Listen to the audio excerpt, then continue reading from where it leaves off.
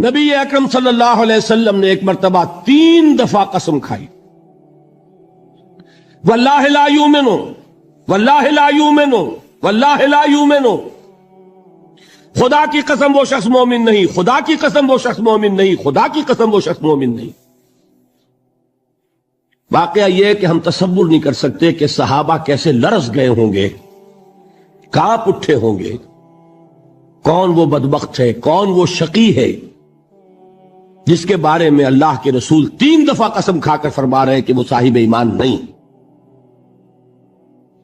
قیل من یا رسول اللہ، کسی نے ڈرتے ڈرتے پوچھا ہوگا اے اللہ کے رسول کس کے بارے میں ارشاد فرما رہے ہیں؟ اب جواب سنیے، الذی لا یامن جارہ بوائقہ،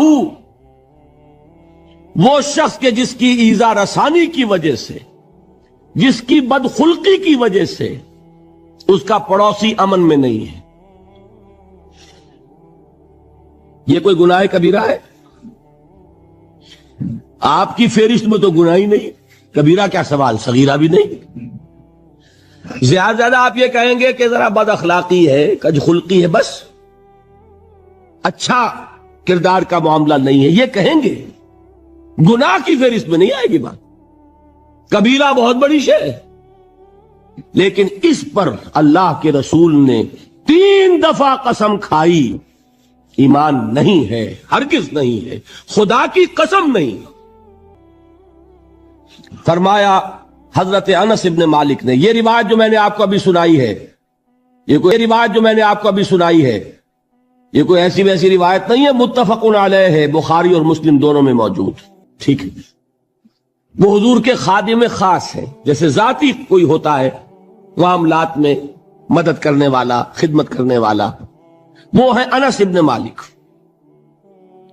کیونکہ ان کا تعارف ہو گیا ہے رضی اللہ تعالیٰ عنہ، تو ایک بات پہلے اور سنا دوں، جو بچہ اپنے اس بچپن سے لے کر 9 برس کی عمر تھی جب آئے حضور کے پاس، انتقال کے وقت عمر کتنی ہوگی؟ 19 برس، 10 برس حضور کی خدمت میں رہے۔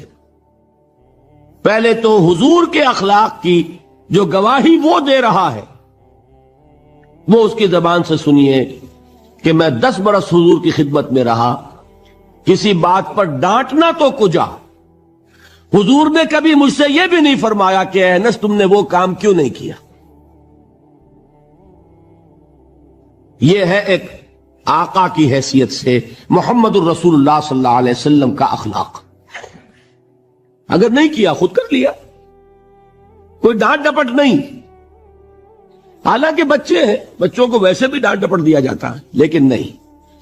اب ان صحابی کی ایک گواہی سنیے، قلما خطبنا رسول اللہ صلی اللہ علیہ وسلم الا قال، فرماتے ہیں کہ شاذ ہی کبھی ایسا ہوا ہوگا کہ حضور نے کبھی خطبہ ارشاد فرمایا ہو اور اس میں یہ الفاظ نہ ہو۔ الفاظ سمجھ رہے؟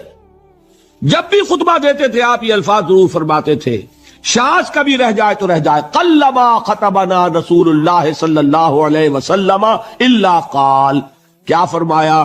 لا ایمان لمن لا امانت لہ ولا دین لمن لا عہد لہ، جس شخص میں امانت داری نہیں اس کا کوئی ایمان نہیں، جس میں ایفاء عہد نہیں اس کا کوئی دین نہیں۔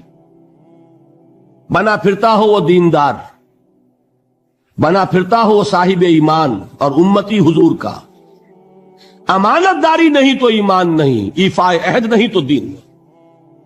کس کا فرمان ہے؟ کسی آج کے زمانے کے مفتی کی بات نہ سمجھ لیجئے گا کہ جس کو آسانی سے آپ چاہیں تو رد کر دیں، یہ محمد الرسول اللہ صلی اللہ علیہ وسلم کا فرمان ہے۔ پھر ایک متفق علیہ روایت بخاری اور مسلم کی، راوی پھر کون ہے؟ ابو ہریرہ رضی اللہ تعالیٰ عنہ، فرماتے حضور نے ارشاد فرمایا لا یزنی الزانی حین یزنی وہو مومن ولا یسرق السارق حین یسرق وہو مومن ولا یشرب الخمر حین یشرب وہو مومن، کوئی زانی حالت ایمان میں زنا نہیں کرتا۔ کیسے ممکن ہے؟ ایمان ہو اور زنا ہو جائے؟ پھر وہ ایمان دھیلے کا ہوا؟ کیا قدر و قیمت اس ایمان کی؟ وہ تو اٹھا کر پھینک دینے کی چیز ہے۔ ایمان اور اخلاق پہ اثر انداز نہ ہو، ایمان اور کردار کو نہ بدلے، ایمان اور عمل کو نہ بدلے تو کس مرض کی دوا؟ پھینکو اٹھا کر۔ نہیں ممکن کہ ایمان ہو اور زنا ہو، نہیں ممکن کہ ایمان ہو اور چوری ہو۔